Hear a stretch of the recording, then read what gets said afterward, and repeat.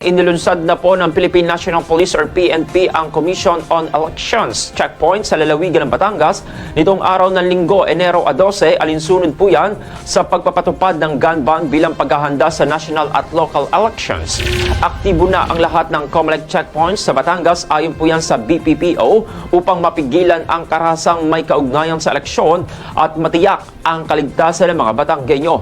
Ang mga checkpoint po na ito ay pinangangasiwaan ng mga tauhan ng PNP at nagsasagawa ng regular na inspeksyon sa mga sasakyan at individual upang hadlangan ang pagdadala ng iligal na armas, pampasabog at iba pang ipinagbabawal na kagamitan.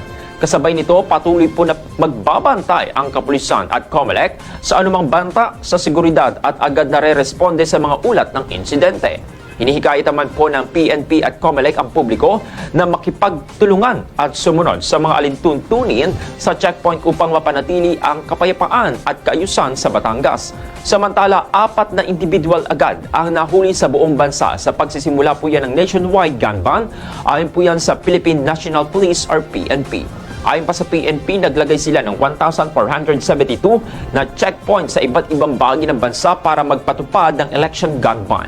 Regular po na isasagawa ang checkpoint sa probinsya ng Batangas kung saan magtatagal naman ito hanggang Hunyo 11, 2025.